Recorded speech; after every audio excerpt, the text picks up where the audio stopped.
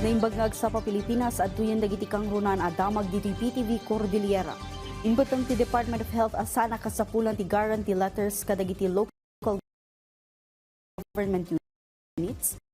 Tapos no maipayan iti libre a serbisyo ti may saan nakukura pa pasyente iti ospital ni Baguio City Mayor Benjamin Galo nga detalya ni Bridget Marcasi Pangosfian.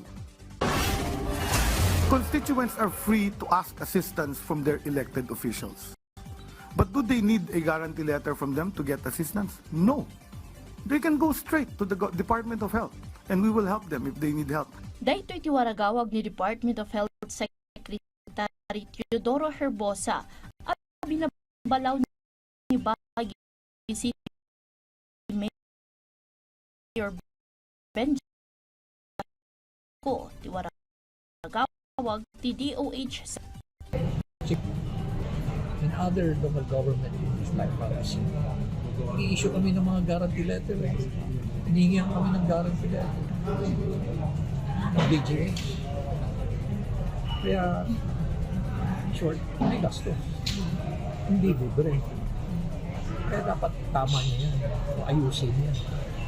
Itiin mo na ang waragawag ti Mayor saan na pudno asaanin ang masapol ti guarantee letter kadagiti pagkagasan nga iman manihar ti DOH na ipanakala katinulong dati Baguio General Hospital iti panangimpaay ti assistance kadagiti pasyente nga agkasapulan iti pangbayad da iti pagkagasan babaan iti guarantee letter.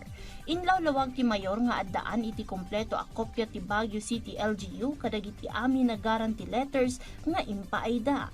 Kagiddan iti dayta, kini daw na ti panaglusuluslaan ti pwesto ti DOH Secretary. Tapos ayusin mo yung corruption dyan sa department kasi matindi mga taong nakapaligid sa'yo. Yan ang mga gumagawa.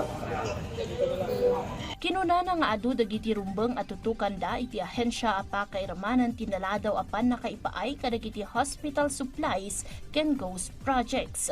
Inawlawag ti Mayor adagiti impormasyon nga agumnasak nan iti maatap nga anomalya iti ahensya ket nagtaod iti Mayors for Good Governance ken amumutlaeng mismo ti sekretarya. Padaanan ti sungbat ti DOH seknan iti nasao a banag. Bridget Marcasi Pangosfian para iti Pambansang TV. Iti baro a Pilipinas. Kabayatan na may patpatakder ijay la Trinidad Benguet ti kaunan a glass walkway iti probinsya. Nupay kasasaan pailang analpas ket nakaawatan iti nagduduma a komento iti social media. Palawag ti Municipal Tourism Office amon iti report ni Christine Bornolia sa Baway.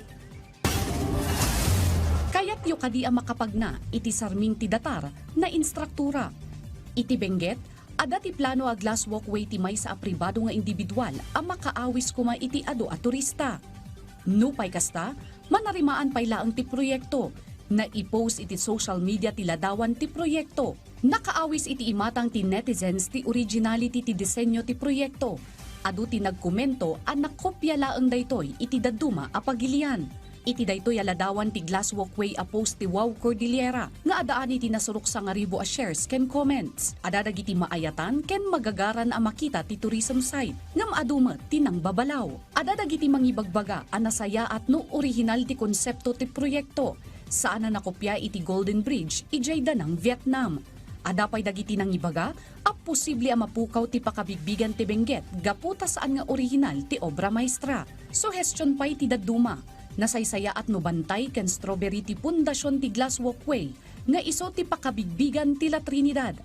Pamalawag ti La Trinidad Tourism Office saan daytoy nga inisyatibo ti lokal a gobyerno ti proyekto no diket kukwa ti pribado nga individual. We have to clarify that ito po ay hindi to government project.